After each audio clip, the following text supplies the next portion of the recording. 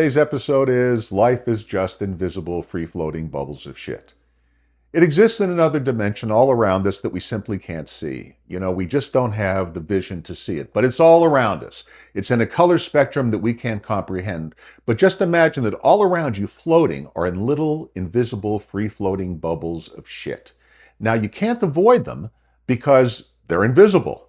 And you really can't plan on how to handle them. The only thing you can do in life at all is go straight ahead, which is the shortest distance, because the minute you try to go left or right, once you hit a shit bubble, you just make it oh so much worse. Now, there are all kinds of shit bubbles. There are little teeny weeny shit bubbles. Those are I don't know, getting a parking ticket. And then there's a little bigger shit bubble, like getting maybe a little food poisoning at Chipotle and having to puke. But, you feel fine once you're done puking and doing the rest of it. And then there are bigger shit bubbles like a flu that might last, 7 to 10 days, make you feel like complete crap. Or maybe you got COVID like we all did. And maybe you're one of the people that had a little rougher time with it than others. That would be a medium-sized shit bubble.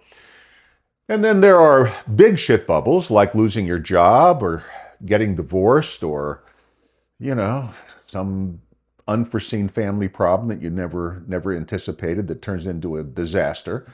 And then there are gigantic shit bubbles, like I experienced going to prison, which is my own doing because I basically attracted that shit bubble to myself. More about that in a minute. And then finally, you hit the ultimate shit bubble, which will kill you. All of us, in the end, cannot avoid the ultimate shit bubble. Now, I have found that there are three kinds of people in dealing with shit bubbles. There are the average people, and those are the people that hit the average number of shit bubbles. They engage in, certain behaviors that are good and certain behaviors that are bad. And, one way or another, they hit a few, they miss most. They go through their life. They accept that they're going to hit a certain number of shit bubbles. Subconsciously, they just know they're there and life goes on. And then there are people like my youngest daughter. My youngest daughter is what I call a shit repeller. Now, if you've ever seen when you try to press two magnets together, how they push each other away, that's kind of what happens when she walks through her room. The shit bubbles just part. She enters the room and they just part like the Red Sea parted for Moses. And she simply doesn't hit shit bubbles. Her life is a pleasure. But then there are people who are shit magnets, and we all know them. People who are constantly screwing things up, constantly in trouble, constantly. Now, you would think that I would classify myself, by the way, as a shit magnet, but really not. I was pretty much a shit repeller until I engaged in a subconsciously destructive behavior, which points me to another fact.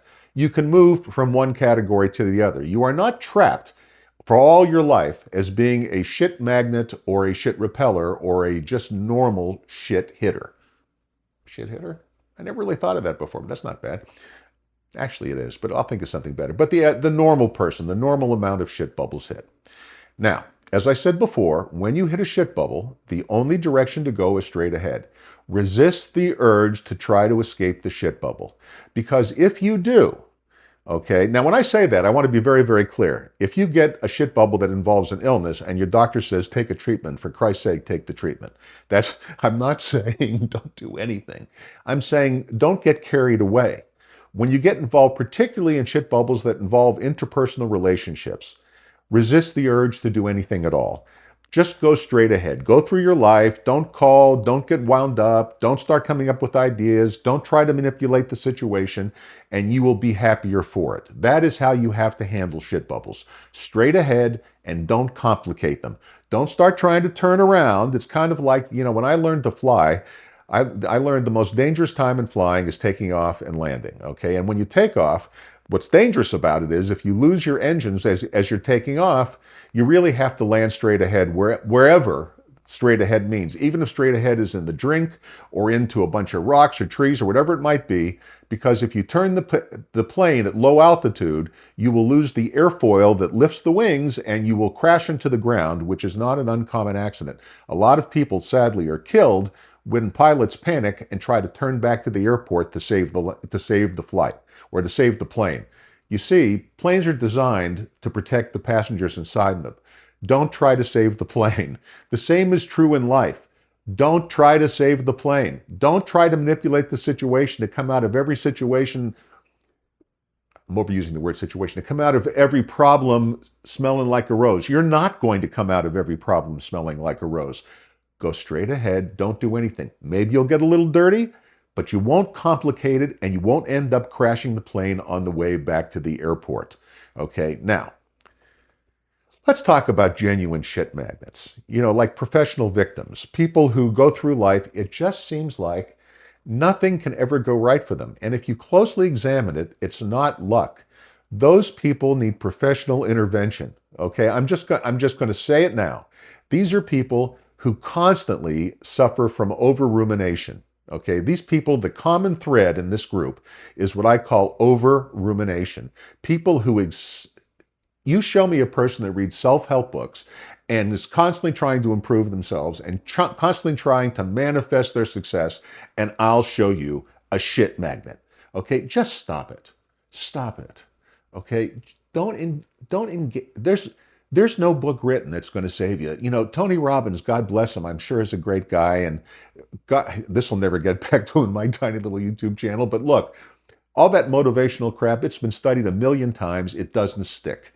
Okay, you're spending your money for nothing and you're engaging in activities that in the end, because you can't execute the way they're being taught, you will just screw them up and you'll try to turn the plane back to the airport and crash the son of a gun right into the ground and kill everybody on board. I'm just saying, don't do it. Instead, watch the people around you who don't live with like shit magnets, who aren't constantly, and shit magnets, by the way, it's not just that they complicate their lives, they hurt themselves constantly. I mean, once a shit magnet, always a shit magnet. I'll never forget. My ex-wife, Terry, has a friend.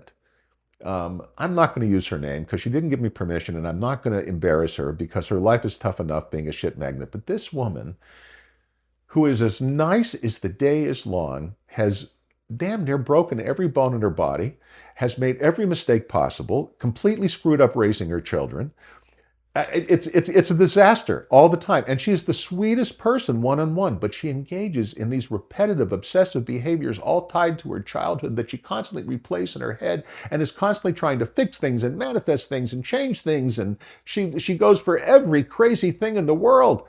But in the end, she just makes herself a bigger shit magnet. Stop. Stop. Stop reading the books. Stop trying to manifest. Stop trying to make yourself into something that you're not. Accept who you are. You will just be normal. You'll go through life, you'll hit a few shit bubbles. And when you hit a shit bubble, instead of freaking out and panicking, you go, a shit bubble. And once you understand that concept, you're kind of relieved when you hit a shit bubble because then you know it's not invisible to you anymore. You've hit it. You know where it is. And you can just walk through it and move on to the next. And the spaces in between will get larger and larger, and you will become happier and happier as you learn to repel the shit bubbles. As for my youngest daughter, what makes her a shit repeller? She engages in no destructive behaviors. She's not boring. She's really, really fun. I mean, when I say that, you're probably thinking to yourself, does this girl never have a drink, never have fun? She does all those things. She smokes weed. Okay? She and her husband go to concerts and everything. He also is a shit repeller. The two of them are well matched. They just don't engage in constant repetitive behaviors that attract trouble. They don't offer their opinion where it's not asked. They don't stick their noses where it doesn't belong. They don't make drama where they work. Okay? They don't look for trouble. They don't try to read between the lines of what people say. They accept people on their face until they can't. These are all the characteristics of people who go through life happy, who don't overanalyze every situation. Now, she is a brilliant young woman, but she doesn't allow that to creep over into pride or arrogance. And those are the two things that will turn you into a shit magnet really fast. You can go from shit repeller to shit magnet once pride kicks in, which kind of accounts for how some people can become famous and then have no idea how to handle it. And they've lived what were charmed lives up to that point. And then suddenly the whole thing comes apart in a disaster because they become shit magnets and engage in that kind of behavior. They overcomplicate their lives. They change who they were. They start trying to become more instead of being who they are. And that's what I've got for you today. Oh, by the way, Don't forget to pick up a copy of A Radical Reset. It's available to you on Amazon for a whopping $2.99. You'll get a free copy if you go to Patreon or buy me a coffee and decide to support the show. Please like and subscribe. You know, I need to get to 1,000 subscribers to be monetized. So that is my first goal. 1,000 subscribers to be monetized. Pass it around. I'm a fun guy.